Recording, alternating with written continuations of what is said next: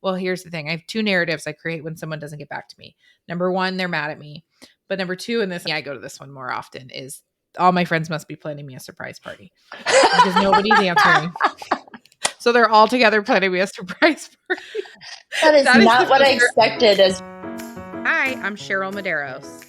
And I'm Colleen Hungerford. And this is We're Doing This Right? Podcast for the whole woman. Mind, body, soul, and business. It's humor infused, as real as it gets, inspiring, and you'll walk away with real usable tools for life and business. If you love what you're hearing, please share with a friend, subscribe so you'll never miss an episode, and rate and review whenever you listen. So find your earbuds, lace up your walking shoes, or cozy up with a beverage of your choice. It's time to dig in. Hello again, my friends. Hi, friends. We have a really special friend today here that we're so excited about always having every single day of our life in our life. Cheryl, do the honors. Welcome, Susie Adamson, back to the podcast. Yes. Thank you. Frequent flyer. Thank you. We're so happy to have you. We talk about you every day, every minute. We're obsessed with you. You're our mentor and our friend. And little did you know that I'm here every time, just lurking in the background in my car or in my house. I'm chiming in. You just can't hear me. I wish you would text us. I know the feeling because my other friend has podcasts and I'll be listening and I'm like, no. Oh, and I'll text her. I text both of the hosts all the time. Like as I'm listening, I'm like, I realized you recorded this 3 weeks ago, but exactly. Here I am. It doesn't really matter if I text you because it's recorded. Susie, for those people who are maybe this is the first time they're listening to us, this is the first episode they're listening to. Can you tell us who you are? Tell us what you do. Sure. Well, apart from being both of your BFFs, I live in Pennsylvania. I'm a mom to 2 college boys. I am a wife. I'm a dog mom. And I am a realtor. And I'm a coach. So I moved to Pennsylvania last summer and starting up a new real estate team to be announced in short order. Mm-hmm. And then I'm also a process and systems coach, which is my passion. She's made me passionate about it too, ladies and gentlemen. I don't think I made you passionate about it. You were already passionate about it. I was. She's made me much more interested in processes where prior I was like, but wasn't even in my universe, to be honest. And now I feel like it's the thing that I talk about all the time and to so many people. Like, I'm like, okay, well, it makes me so excited. I was in a parents association meeting yesterday morning and you would be so proud. We were talking about the athletic department or whatever, and, modifications that are needed there. And I was like, okay, we don't need to reinvent the wheel here. Like, where can we go to find the processes and the efficiencies that other schools are using? And everyone looked at me like, oh, wow, you are just so smart. I was like, I love that. Thank you. And isn't that the best compliment, is to help someone else look, really great and shine when you're not there? That makes me so proud. But, getting people excited about processes and systems is akin to my lifetime mission to have everyone love Brussels sprouts. I love to take the things that historically people have shunned or said no to and find a way to get them to love it. Well, that's wonderful. I do love Brussels sprouts and I love systems, processes. You did it for me, girl. Okay, so today we're going to talk about something incredible, female friendships. And we're so excited because we have a lot of friends. You guys are our friends and we are friends with each other. And I know Susie feels passionately about this, as do I. Yeah. Well, I want to start with this baller statistic that I came across this morning. And it's related to the professional advantages that women have from having a strong personal network, especially those who have 1 to 3 friends in leadership positions are more likely to have higher authority and pay. This suggests a significant professional advantage from strong female friendships. And that comes from The Well by Northwell, which is in .edu, so it must be that seems legit. Smart yeah. source. Yeah, it's legit. So I look at this and then I think about like our Compass Mom Collective group, and I know that I have felt so inspired and I feel like I've really risen while we've worked together and collaborated together and built our friendships over the last year and a half, almost 2 years. How do you guys feel? Same? Yeah, For sure. absolutely. I mean, I think that, and I've said this many times, but I feel like that group of women, one, was like a magical unicorn of women that came together at the right time in everybody's right place in their life to really support each other and really add value. And it has probably been one of the most important things in my career in the last year and a half. The thing that has expanded my business, my life, my everything, my bank account, all of it. And it comes down to the fact that, like, yes, we're all professionals, we're all, have our entrepreneurs, but also, like, and we're all women, but we also just really like each other and really, like, there is a real friendship there, and that doesn't always happen in every networking group that you're in or every situation that you're in. Hmm. Yeah, that's I feel similarly with my Bunko group that started a year ago. Like those friendships really improved the quality of my life over the last year. And I'm not a person, I'm not like, I often will see like in the mom Facebook groups where women are like, I need friends. Is anybody looking for a friend? I'm not that person. I have friends. I have many, many, many dear friends. I'm actually rebranding best friend to dear friend because I don't want to rate or like, what's the word? Like, like yeah, I don't want to like create a hierarchy of friendship, order. Yeah, right? there's no Yeah. hierarchy. I just have many, many dear friends. And I'm very fortunate in that. I've got dear friends that came from my childhood and I still talk to regularly. I have new friends. I have medium friends. I have situational friends, Hmm. activity friends. I enjoy people a lot, which is why I've Hmm. chosen the professions that I've chosen. But just having these connections with like regular communication with these people has really, really, really improved my quality of life. And I'm Hmm. very with that, which actually those two groups has motivated a new endeavor Colleen and I are working on, the InspireHER collective, Yeah. which I've created one in St. Louis. She's opening a chapter in Indianapolis, and we're fine tuning how we can push this out to more people to help them establish these groups that hopefully will uplift and bring more value to your lives as well. Kind of around this talking point of like surround yourself with the women in authority, the leaders, so that you can rise. Because God, I have felt so much confidence rising. And I'm in a room reiterating what Susie's told me or what Jen has said or what Colleen said. I'm in a room here saying these things and people are looking at me like, holy smokes, you're so smart. You're so amazing. And I'm like, I'm just ripping off and duplicating at this point. And amazing that I have surrounded myself with these people that have given me so much knowledge and insights.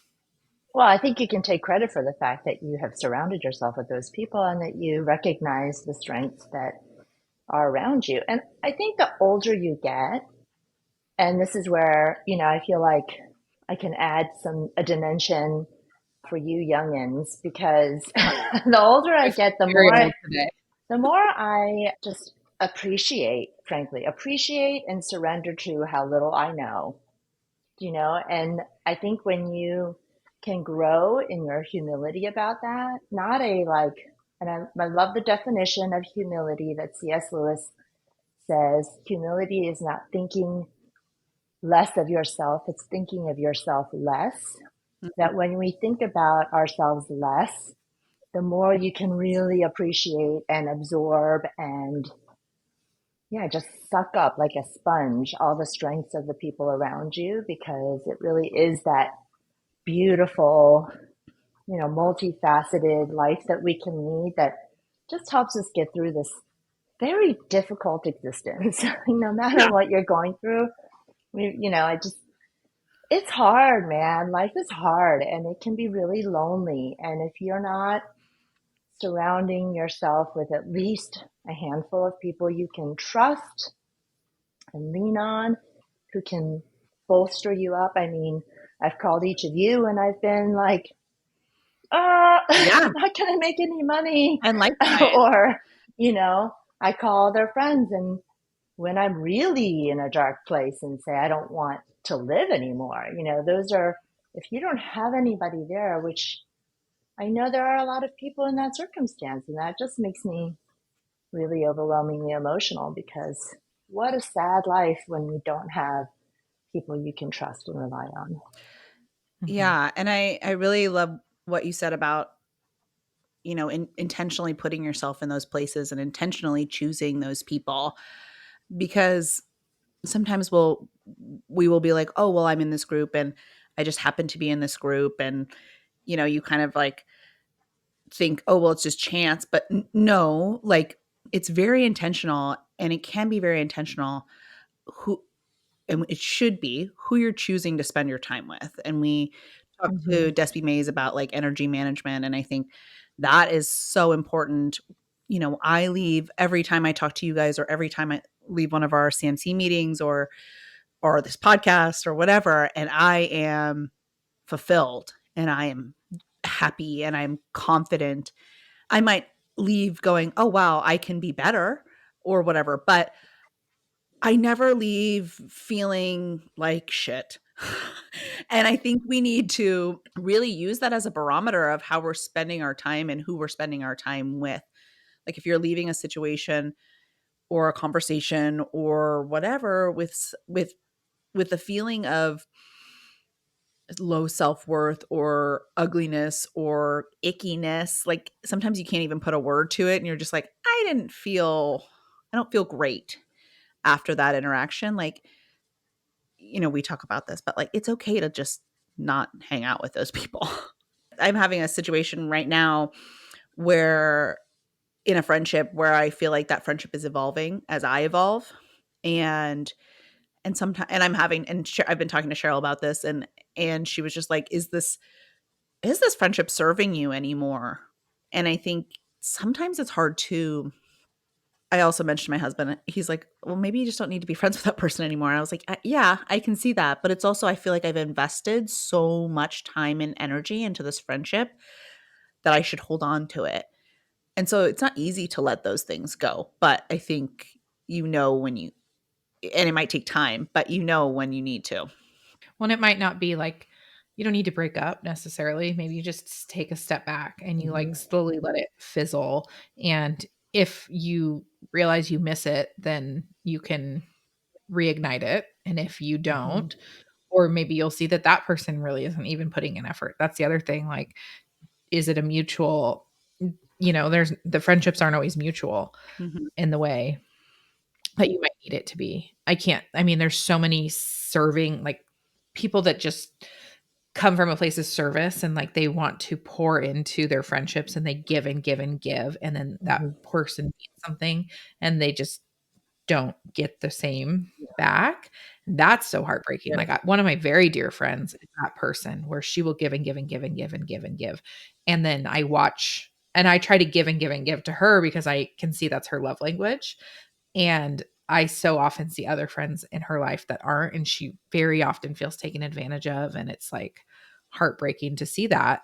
To your point, Colleen, it's the cliche quote like people come into your life for a reason, a season, or a lifetime. Mhm. Not every friend is going to be a lifetime Right. friend.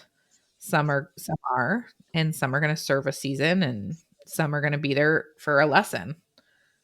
Yeah. Yeah, I think the older I get, the more I see the seasons of my life. That like people do serve you and you serve them during certain seasons.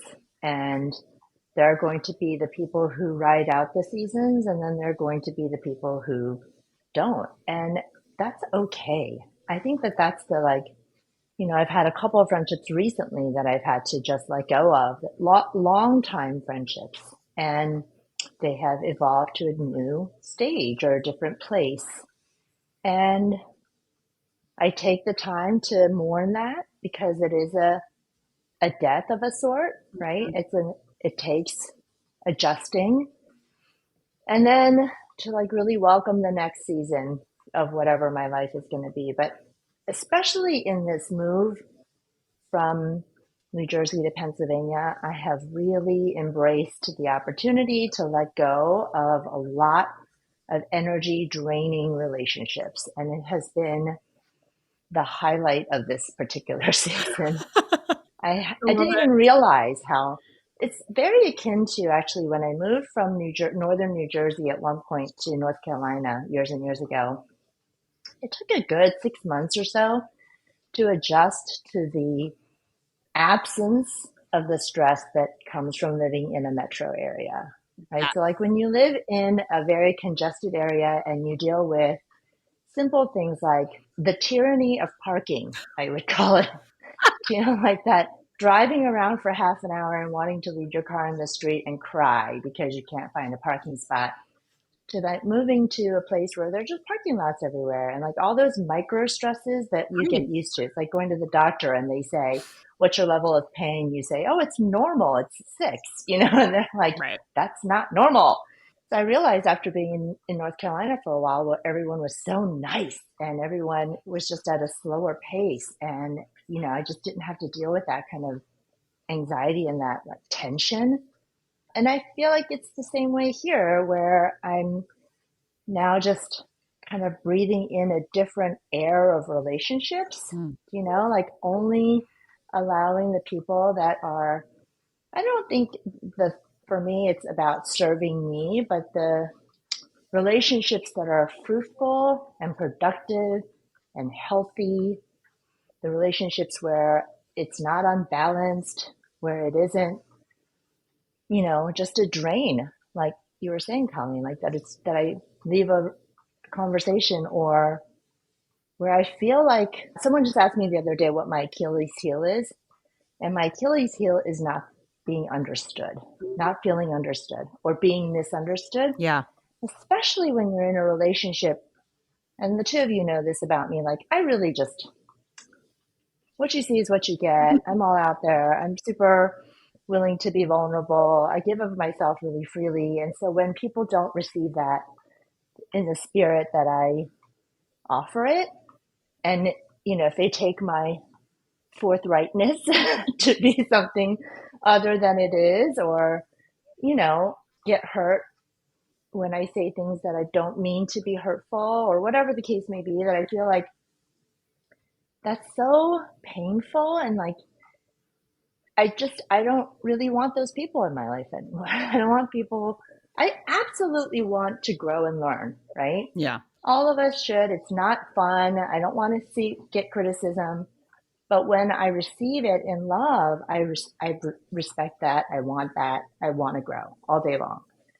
But if it's a like, you know, oh, I wish you hadn't done that. That was really mean, or that was not nice. What, why did you do that? I think that happens even in our marriages, right? Like Yeah. I've been married now for 24 years in a couple weeks, and I still have to say to my husband, like, stop getting so defensive. I'm not trying to hurt your feelings. I'm just speaking the truth. And like, I want you to grow, right? And Yeah. of course, I can learn to say things differently. But anyway, now I'm rambling. But No, I really think there's a beauty in filtering your friendships. yeah. And I think there is also this, like we've said it now a couple times, like just how you continue to grow and evolve. You can decide whether your friendships, and this is a perfect example with a marriage, right? Like you see marriages fall apart because the people grow apart, right? Or you see marriages stay together because the people evolve with each other and are willing to have those conversations and willing to have that friendship. Like when it comes down to marriage, I love Mm-hmm. my husband so much, but what I say is that we are really good friends too, right?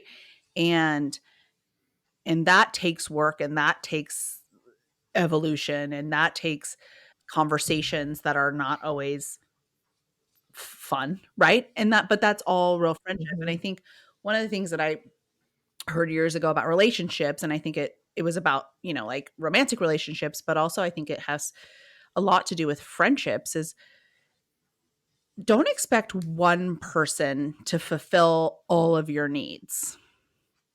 Like, that's unrealistic. My therapist had to tell me that Like, when Alex and I were early in couples therapy. And because Alex and I started therapy together when we were together for 6 months, not because we had a problem really, but that's when I was diagnosed with the kidney disease. We did terminate the pregnancy. We went through a lot of grief and loss together, and things got really hard. And so we started therapy so that we could have tools to get through the next hard part rather than waiting till the fucking wheels were falling off, which, they eventually did, but at least we had some tools to get through it. But she told me, she's like, he can't be everything. Like he can't be all those things for you, Cheryl. You need more people. And I didn't understand. I guess I don't know why I thought that my partner was supposed to be that. yeah. And now, I mean, he is one of my closest, dearest friends. I mean, I want to spend all my time with him if I could. But sometimes I forget to tell him things because I've told all my other friends things.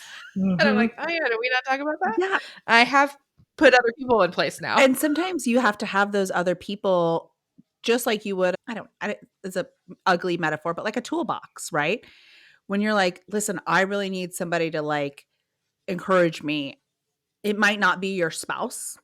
It could be, but it might not be. It might be your girlfriend that you call up and you're like, listen, I just nailed this photo shoot. Check out my photos, X, Y, and Z. And they're going to be like, yes, girl, you freaking killed it. And your husband's like, wow, those look really nice. And you're like, that's not exactly the response I wanted. Or, like, it was so funny. We did this. Cheryl and I did our first webinar and Susie was on, and I texted her afterwards and I was like, I'm a super confident person, right?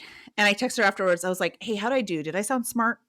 Because I felt nervous about that, but I knew that if I texted Susie, she'd be like, she'd give me the real deal, but in like the kindest, most productive way, you know?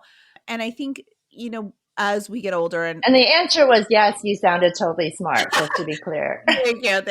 But I think I don't want to keep saying older, like as you continue to grow as a person. And by the way, everyone who's listening, Susie keeps saying she's old. She's not old at all. Like, I don't want people thinking here that like, well, sort of like elderly grandma. I mean, I'm 54 and totally proud of it, but Yeah, just saying, with age comes experience and wisdom. And so there is something to it. But it's also, I don't downplay that. Putting all those tools together as you continue to go through life, right? Like, we are often expected to have it all together right away.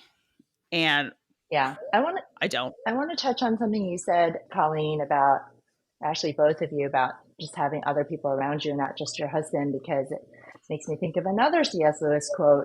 I don't know why I'm quoting him so much today, but this is part of a sermon that I heard years and years ago about why we need to be in community in our faith walk, because he was talking about how his friendships with like J.R.R. Tolkien and his, what they called the Inklings, this group of writers, said when one of them died, they expected that they would get to spend more time with the other people and then get to know them better. But in fact, they knew them less because the perspective that that person brought about each other was unique. Yeah. And I just think that's such a beautiful reminder that, the more we surround ourselves with people who give us different perspectives, the better we learn about the more we learn about ourselves and about the people around us, right? Because they just see different things. They see different aspects of you and bring out different things in you.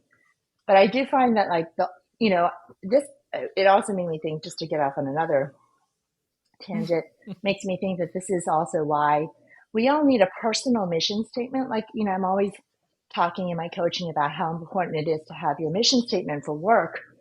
I think the more you know yourself and what your purpose is and what your values are, the better you can filter the people around you so that you can actually have people that are in the same lane, at least in the same street, not going to multiple different destinations. And I think we do this sort of subconsciously, but sometimes we don't. Sometimes because of circumstances, like we're in the same dorm or we're in the same job or we're all moms, we collect people that are not in that same cool, right? And then it's hard to let them go. And I have found that, like, when I moved here, I said to my sister, you may just be my only friend here because my criteria has now become, if you aren't super substantive and or super funny, then I'm not going to spend time with you because I just don't have the energy anymore. Like I Yeah. don't want that. I don't want to just collect people in my life and fill up my nights. That's not interesting to me. So, I've been able to like whittle down to what's really important. I do have friends not local like you guys who are just so substantive, right? That's the other thing. Like the more meaningful relations you have, the choosier you get Yeah. about the people that you let in. For sure. Cheryl mentioned this analogy the other night in our webinar about like a sieve and like filtering out stuff. Mm-hmm. And so I had a similar situation where obviously I moved from California to here, right? And I had two friends here, two friends, and that's it. No family, two friends. And I really had to, as much as enthusiastic as I am and outgoing as I am, at my core, I'm really like an introverted person, which I think is, or like an introvert. Like, I think that that is something people would never think about me. But as a child, I was very shy and whatever. But I really had to go out, and I've had this conversation with a friend of mine. She's like, why don't people call me or what, and I'm like, sometimes you just have to be the person that puts yourself out there constantly at the start. And then through your sieve, you start to filter out, right? So you open up, like if you're in a new place, because there's lots of people who are like, I don't have any friends. How do I make friends? And it's like, well, you got to go out there and you got to talk to people, and you have to be the one that's initiating the conversations, and you have to be the one who is interested enough in other people to ask them about themselves. And then you start to see like, who are my people? And I really believe this because I'm a kid who moved around a lot when I was growing up, and I became like an expert at friend making because of that. And the first person that you connect with may not be your best friend, right? But that might be the Mm-hmm. starting point. And they might be a really lovely person, but you know, they might not be the person who's going to be your person. So you just keep evolving and you keep kind of finding people and finding friends, and till you get to the point where you're at, Susie, where you're like, no, not you. I know you already. I know not Yes. you already. I know not you already, but you look interesting. I'm gonna fill you out. Well, not everybody might not end up being like Susie. Susie could walk through the house she's living in for 5 minutes and knew she was going to buy Yeah. it. Like she's just a very fast processor, and that might not be how everybody where everybody gets. But I think when like creating these new friendships and making these connections, I think it's important to remember that we all need to start with an open heart and an open mind Yeah. when we're making these connections, and just like and then just see what Yeah. happens. Like Yeah. just come with your truest intentions and your best intentions and have an open mind and understand like this new person that you're being exposed to. Like I literally could be friends with anybody because I am able to understand that like that person's unique path took them to where they are and has made them that person, and I probably have something I could learn from them or enjoy. Now, there are like literally on I could count on one hand the number of people that I'm like, yeah, I don't think I'd really want to be their friend, or I couldn't enjoy a friendly conversation with them. Sure. Let's put it that way. But it's cuz I have an open heart and an open mind. And it's not like I'll be best friends with everybody, but I will be friendly with like 98% of the world. And sometimes being friendly leads to like brand new friendships at 38. Like I'm making new friends Yeah. constantly. And I hear so often how hard it is to make adult friendships. I think I'm the opposite in that I'm like Colleen, like I've only recently discovered I think I'm probably more of an introvert than I thought.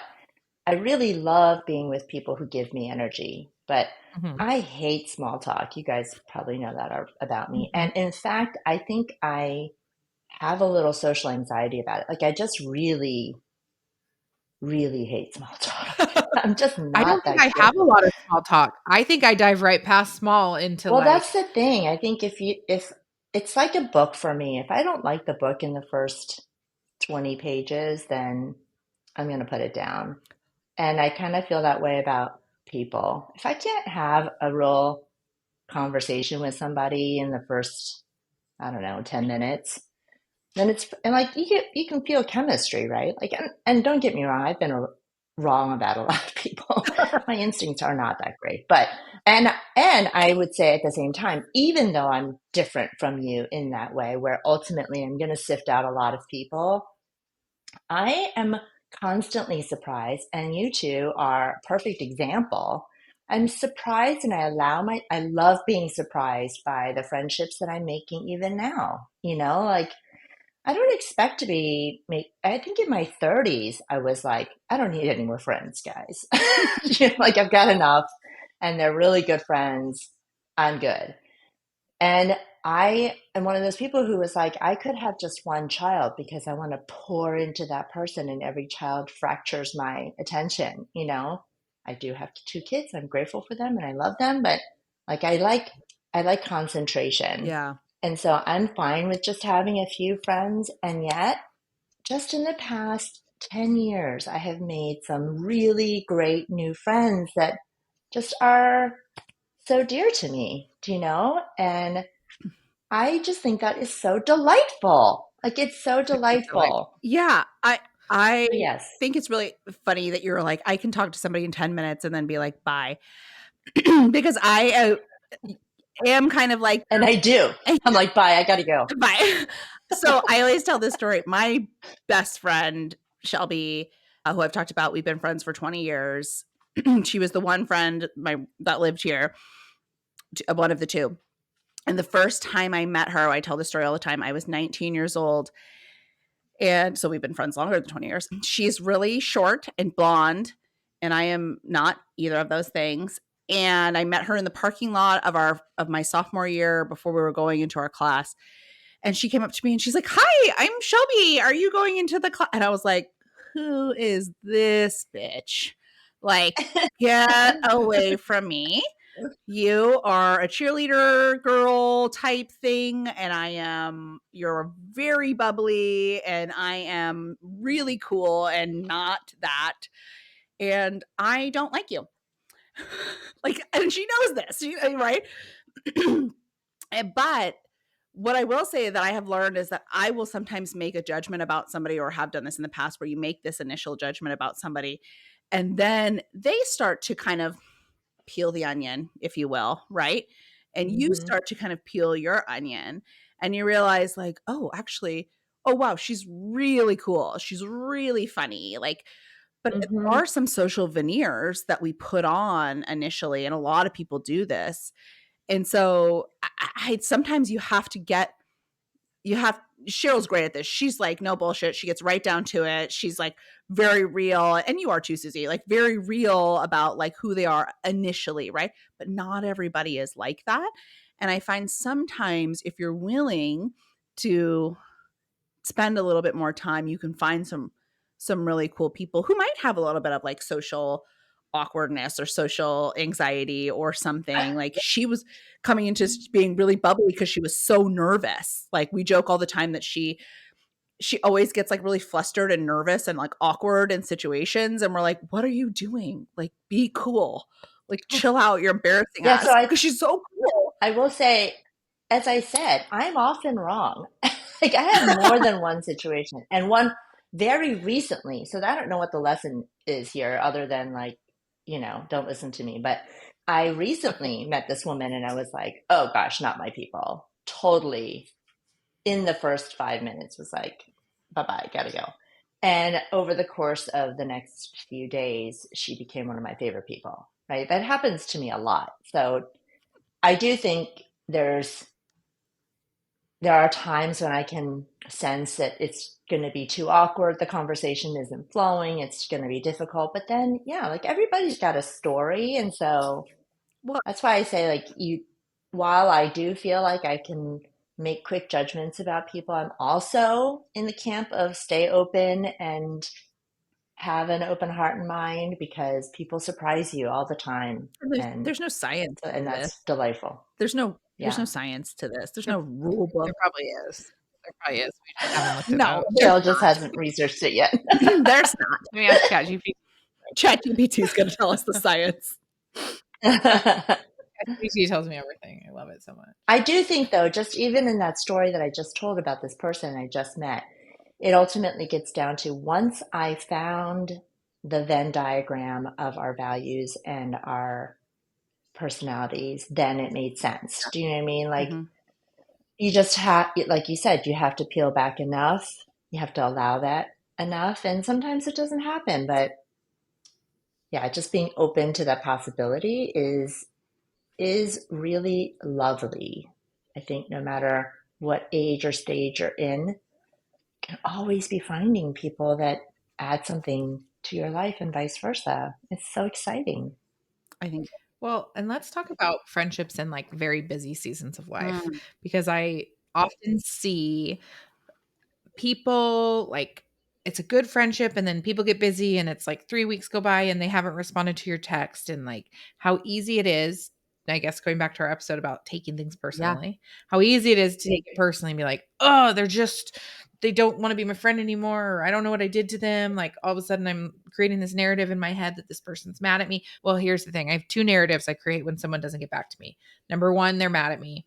But number two, and this, I go to this one more often, is all my friends must be planning me a surprise party because nobody's answering. So they're all together planning me a surprise party. That is That is the not what I filter. expected as your second scenario. And you know what? That is the filter that I generally go to first That's as like hilarious. probably just to protect myself. And I hate a surprise party. Like By the way, I do too. I don't. I don't. I don't think I've ever had one. I don't know why I think everybody's planning me one. I don't think I've ever Well, received maybe one. you're going to get one That's now. hilarious. But it's so, that is so funny. Well, good luck trying to surprise me though. I'm very intuitive. Like I smell bullshit a mile away. I can kind of read what's going on, but it's very easy. And I think most people fall into the camp where they're like, I must have done something wrong. And they start creating a story in their head where we're in a fight, for lack of Mhm. a better, more eloquent way of putting Yeah. it. Like, oh, they must be mad at me. We're in a fight. Where if we could all stop and give our friends, these people that we've chosen as our friends, the benefit of the doubt that, like, oh, maybe they've even typed a response and they just didn't hit Yeah. send. Like, how often does that happen? Yeah. Or it's just like if we could slow down and realize, like, look at the life that I look at the life I have right now. Like, it's fucking chaos all of the time. Of course, that person is the main character in their story and they're probably having chaos too. So to like slow down and give that person the benefit of the doubt and realize, like, while maybe this friendship isn't feeling balanced right at this moment, I maybe need some grace for that person who may be having chaos over there on their side of the story. So Mhm. I would definitely encourage people to slow down and give the benefit of the doubt to people when you start to feel like the victim. I also don't want you guys to feel like the victim. Take control of your life. I also Okay. think it would be nice if we could all agree to be people who tell people when there's something wrong. Yeah. So, like, I have a relatively new friendship where she does jump to those conclusions. But then she said to me, but I'm really receiving that if there's something wrong, you'll tell me. I was like, oh, yes, I Yes. will, because I'm Mhm. physically incapable of not telling you. Like, it is a strength and a weakness of mine that I cannot not tell you if something's bothering me. So Yes. I think if we can all, like, not just to get it off our chest, but in the spirit of making sure that we're all breeding healthy relationships, if we as women can agree to not be so afraid of any potential conflict. Like, people say to me all the time, oh, you like conflict. Nobody likes conflict. That's just ridiculous. Right. But I'm not afraid of it. I'm not afraid of it, and I don't avoid it because I see that there's no point in that, right? Like, if you do avoid the conflict, it's going to come out some other way. So let's Worse. all, I just really hope that we can grow in, like, especially women, but I know this is true for men too, but it would be great if we could just teach our children too. Like, this is another thing. I try to teach my kids to not hold on to things Mm. and, of course, express them in healthy and productive ways, but also don't fall into the societal trap of just avoiding conflict at all costs. Yeah. I think that this would be really helpful framework too, is to like to be able to tell someone like, I'm feeling upset, I'm feeling overwhelmed, I'm feeling like this is an issue for me. I'm not ready to talk about it right now. Like I need to collect my Mhm. thoughts on it. So I'm going to take a little bit of space while I do that. Like that's also really and do take the pause before you have the talk. Like don't be angry and fly off the handle like and do irreparable damage. Irreparable. So I think I'm like so fortunate. I dated the same guy from the time I was 14 to 21. On and off, you know, we were obviously had a lot of growing up and immaturity in that time. And I remember the first fights we had, like when we were really young, they were just so hot and like angry and we'd say things we shouldn't have said. And I over that 7-year period, we really learned to fight more healthfully and like disagree and have our conflict better. And I feel like it has really and then obviously years of therapy, but it put me ahead of the game because by 21, I had spent 7 years learning how to have conflict and Mhm. then move past it. Because you can move past conflict. Yep. Yeah. And you And I should. think I mean, life is conflict, right? yeah. Life is full of conflict. And that's what like I was on the board of ed in our old community, and I said to my husband one time, it is a good thing that I'm not afraid of conflict because it is nothing but conflict. Something like that, right? And frankly, it's nothing but conflict in real estate. It is nothing but conflict in families. So if you don't learn how to deal with conflict, then you're always going to have unhealthy relationships. Yeah, and figuring Mhm. out what works for you too, like this situation that I'm having where this person told me this really mean thing the other day, and I was like, "Well, why'd you tell me that?" But for me, I wasn't ready to talk to her fully about that because I was so hurt and I was so angry and disappointed. I talked to Cheryl about it, I talked to my husband about it, and I talked to my friend Shelby about it, and I needed to talk through it with people enough for myself. I need to talk through it and say, "I'm upset, this hurt me, this," to a point where it didn't bother me anymore. And now I feel like I can go back and talk to that person and be like, "Listen, what you said was really hurtful to me, but the hurt isn't there anymore."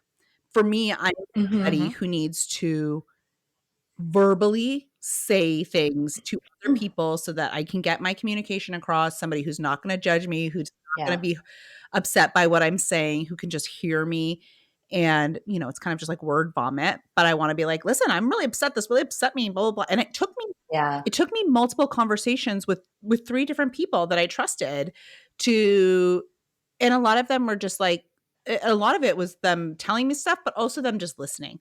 And then I think, again, going back to friendships, having those people who can do that for you and with you in your life. And for me, I'm very lucky that I have so many people who are willing to do that.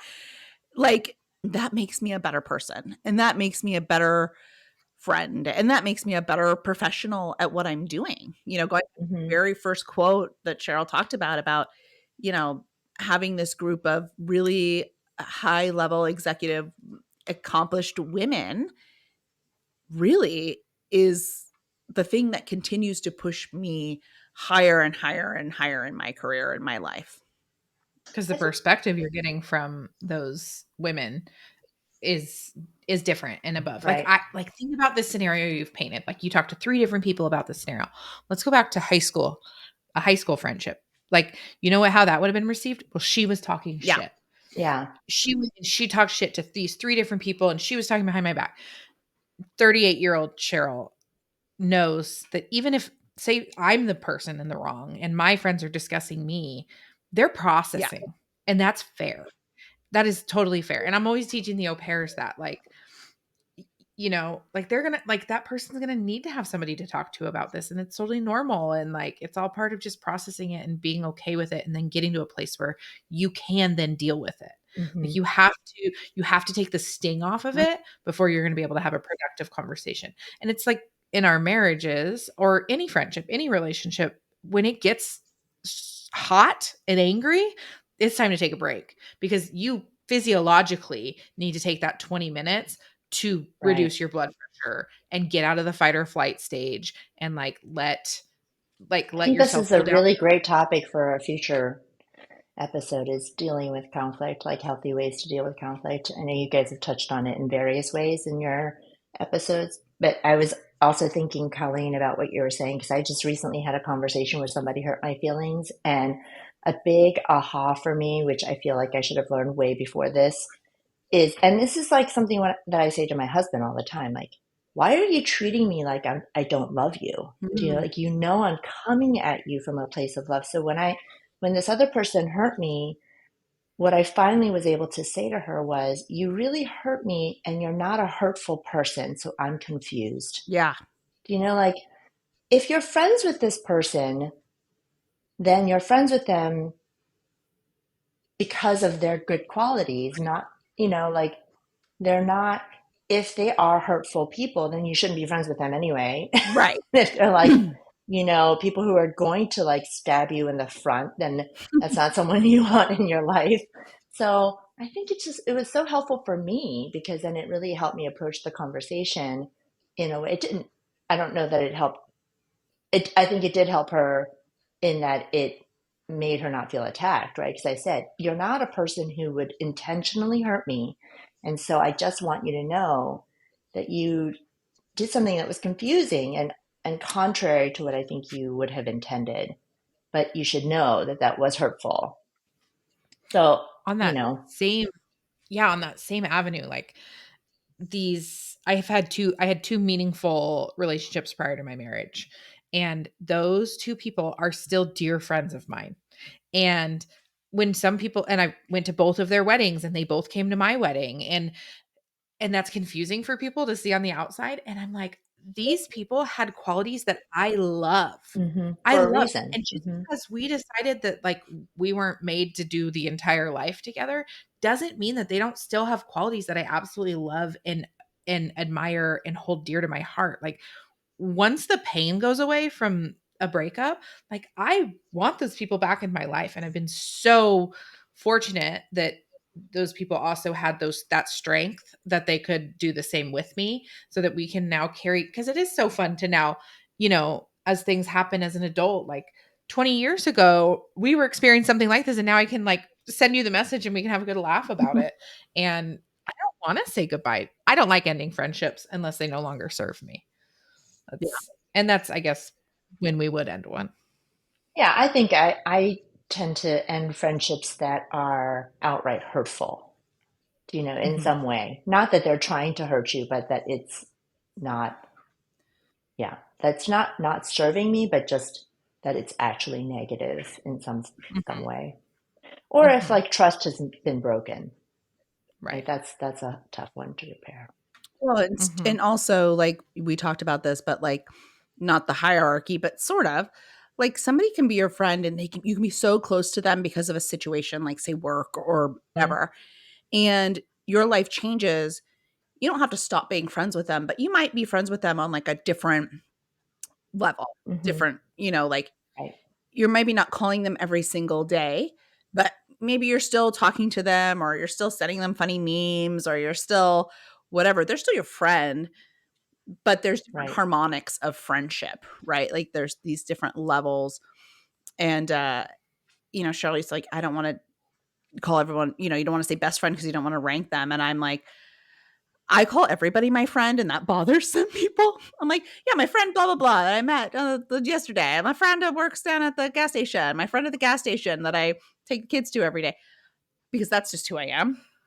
But my friend at the gas station is not the person I'm calling when You're like a second grader. I am. My friend Bob was like, "You literally call everybody your friend. Like, what is up with that?" And I'm like, "Yeah, my friends. Everybody's my friend. I love it. What am I call? What do I call this person? Oh, this is my acquaintance that I agree. I Yeah, agree. Everybody's my friend too. I got friends everywhere. I use the word acquaintance a lot. You would. And to me, I'm like, Listen, my Cutthroat friend, Susie if over I there. call you my friend, that means something. that's the way she is too. She's like, "That's a really strong word. I don't think you should be using it so often." And I'm like, "Okay, well, the other people that are really those are my best friends." I tell everybody, like, love you, okay, love you. Yeah. Like, and I mean it. I love you in some capacity. My first boyfriend that I was with all those years, he hated that. He did not want me telling other people I loved them. He was like, "What? Yeah, then it Why do you loses love meaning. everybody?" I'm Right. like, "Well, no, I love them differently than I love Yeah. you, but I still love them. Like, I love you, but I also love them." It's the tone. It's all in the It's in tone. the Yeah, tone. it's on the tone. Yeah. I Tone, it's love you in guys. the touch. Okay, well, thanks, friends. That was fun. Thanks, friends. Yay! Susie, Always remind everybody fun. where they can follow along with your life or get your coaching or buy real estate with you or Well, sell real especially estate if with you're a realtor with Compass, you can go to rebusinessessentials.com and see all about our programs. We're going to be launching a whole bunch of new, more accessible things for people. So you can find me there, or I'm fighting with Google to get my Google business page back up. But you can also find me on LinkedIn and on Instagram and Facebook, Susie NJPA. Susie, when is your Love it. next? You're in North Carolina next, right? When is you're in Raleigh? When's your next? Yes, 26th and 27th of February in Raleigh. Amazing. Everybody who's Mm. anywhere near Yeah. there should go there. If you're with Compass, Yes. if you're not, you should just bang on the door on the outside and like try to like listen in Yeah. because it's so Yeah. good. Graduate style. Yeah. All right, you guys. Well, thank All you, thank right. you, and I'll miss I you, friends. love Love you, you. friends. I love Love you, best friends. you. That's a wrap. Thank you for joining us on this journey of laughter, life, and growth. And remember,